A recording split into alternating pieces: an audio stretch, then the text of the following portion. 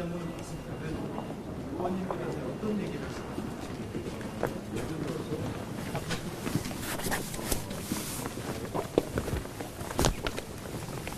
내란죄다. 대통령은 내란죄가 아니다. 응? 또 한동훈 대표는 내란죄다. 이렇게 서로 다투잖아요.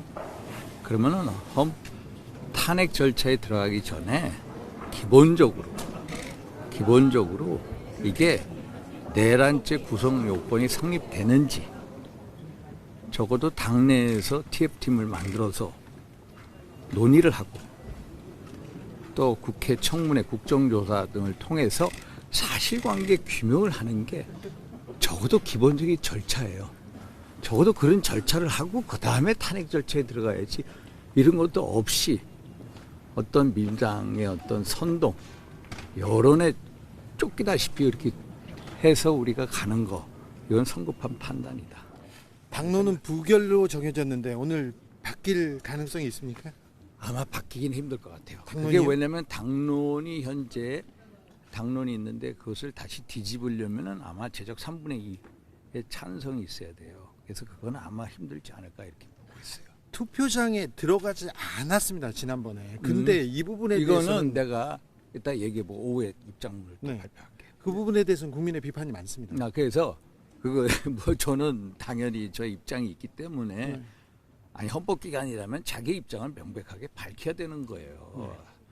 예를 들어서 당론하고 다르면 다르다고 얘기하고 네. 본인의 입장을.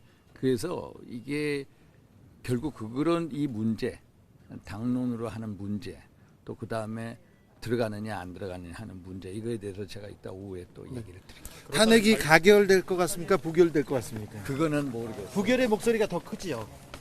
당내에서는. 당내에서는 당연히 그래도 탄핵표 찬성표를 던지겠다는 의원들도 많아지고 있습니다. 그리고 제가 몇 분 들었습니다. 들었는데 그건 제가 볼게요. 근데 이미 조사가 충분히 뭐 이루어지지 않더라도 지금 나온 증거들만 봐도 아니, 충분히 아니, 판단이 근데 가능하지 않을까요? 그게 한번 보세요. 그 증거라는 게 확실히 예를 들어서 민당 의원분들한테 불러가지고 거기서 얘기하잖아. 그래서 이런 것 가지고 판단할 수가 없는 거예요. 그래서 TV에 나온 화면들만 봐더라도 충분히 아니요. 내란죄 성립하지 아니 않을까요? 내란죄라는 거는요. 제가 말씀드리자면은 형법 87조에 국토를 참절하고 국헌 문란 목적으로 폭동을 일으켜야 돼요. 그럼 국토 참절이라는 게 뭐냐면 대한민국의 영토의 일부나 전체를 국가 권력으로부터 배제시켜야 돼요. 참절이라는 거에서 명백히 아니다라는 게 이제 헌법학자들의 견해고요. 두 번째 국헌 문란의 목적이 있어야 되는데 국헌 문란의 목적은 딱 두 가지가 됩니다. 첫째, 헌법과 법률의 절차에 의하지 않고 헌법과 법률의 기능을 마비시켰느냐, 소멸시켰느냐, 이건 아니라고 하고. 그럼 두 번째, 이게 가장 중요한 거예요.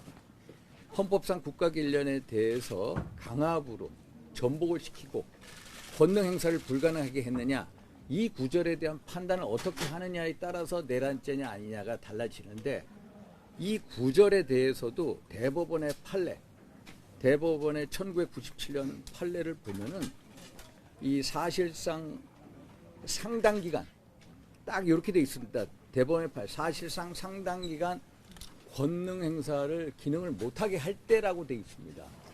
또 하나는 제도를 영구적으로 폐지할 때 두 가지 기준에 있는데 대법원 판례 기준에 맞느냐 안 맞느냐, 이게 그 기준에는 사실상 상당 기간 기능을 훼손시켰나, 이건 또 아니에요. 2시간, 국회 2시간만이기 때문에. 그래서 이런 문제에 대해서 내란죄 구성 성립 요건에 대해서 서로 지금 헌법학자들의 견해가 달라요. 제가 지금 어제도 그렇고 제가 헌법학자들 이렇게 통화를 해봐요. 내란죄가 아니다라는 분들 많거든요. 그런데 정치권에서 민당이 계속 내란죄라고 몰아가는 거에 대해서 왜 우리 스스로 법률적인 기초적인 사실관계 확인도 안 하고 내란죄로 몰아가느냐, 우리가 왜 거기에 떠밀려 가느냐. 저 위법위원은 맞지요, 계엄령이? 그러니까 위헌 위법에 대해서도 네. 그것도 계엄이라는 것은 1997년 대법원 판례는 고도의 통치행위래. 고도의 통치행위. 물론 5.17은 고도의 통치행위가 아니라고 했어요. 왜? 헌법과 법률을 상당히 훼손했고, 그리고 두 번째로 강압으로 국가기관을 전복시키려 하는 소위 말해서 국헌 문란의 목적이 있었기 때문에 그래요. 그러면 두 가지 기준에 따라 대로 국헌 문란의 목적이 있었느냐 아니냐. 제가 말씀드린 그 대법원 판례를 갖다 오야 되고 헌법과 법률 명백히 위반했냐. 이거에서 토론의 여지가 있기 때문에 고도의 통치행위냐 아니냐에 대해서도 헌법학자들에 대한 법리가 다 달라요. 그래서 이런 문제에 대해서 기본적인 국회의원이라면 안 그렇습니까? 헌법법률을 만드는 기관 아니에요? 이런 거에 대해서 서로 토론하고 논의를 하고 그 다음에 해야 되는데 그런 거를 국회의원들이 잘 몰라요. 그래서 어제도 저보고 얘기를 해달래요. 저도 법률가는 아니에요. 저 혼자서 공부를 하고 했는데 예를 들어서 우리가 국회의원이요. 법률을 만들었습니다. 그 법률이 몇 개월 후에 보니까 사람들이 많이 피해를 받았어.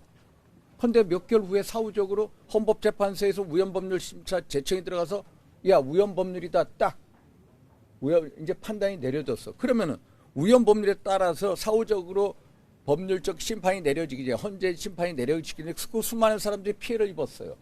그 수많은 사람들이 피해를 입은 거에 대해서 누가 책임을 져야 됩니까? 그거에 대해서 국회의원들 법률 제정 행위자 책임 안 집니다. 안 져요. 우리가 국회에서 탄핵 소추를 합니다. 부당한 탄핵 소추야 그게 사후에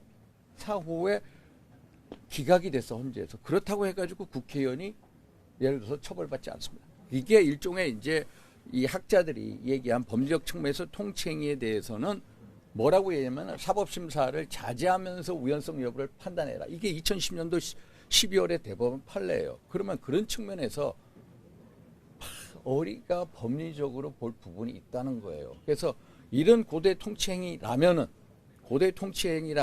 사법심사를 자제하면서 우연성 여부를 판단해야 된다는 게 대법원 판례이기 때문에 국회의원이 우연적인 법률을 만들었다고 해서 처벌받지 않는 것처럼 대통령도 고대 통치행위라면은 이런 측면에서 판단을 해야 된다는 게 학자들의 견해이기 때문에 이런 거에 대해서 우리가 좀 더 광범위하게 볼 필요성이 있다. 저는 고도의 통치행위는 아니시죠. 아니, 이게 좀 그래서- 저열한 통치행위. 라고 생각하시는 겁니까?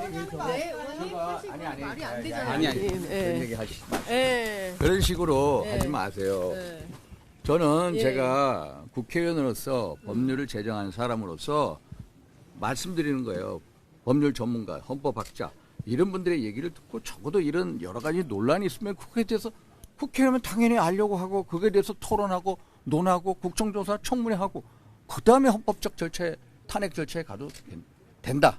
지금은 너무 성급하다. 이런 판단. 그래서 제 입장을 상당 기간의 혼란이 지금 아니 불가피하게 되지 상당 않습니까? 기간의 혼란 예를 들어서 그렇게 몰아가지 마시고 그 정도는 우리가 다 판단할 수가 있고 그래서 저는 언론이 여러분들께 말씀드려요. 정말로 명백하게 정말로 정당한 공정한 보도해 주시고 진영에 거기에 어떤 너무 경도돼서 안 될 것 같아요. 저도 제 진영이 있습니다만 저도 어떻게 하면 대한민국을 보고 정치하는 사람이기 때문에 제가 이런 말씀을 드리는 거고 그래서 이런 문제에 대해서 제가 법리적인 측면 한번 말씀드리려고 합니다. 잘 모르시기 때문에. 그렇죠? 예.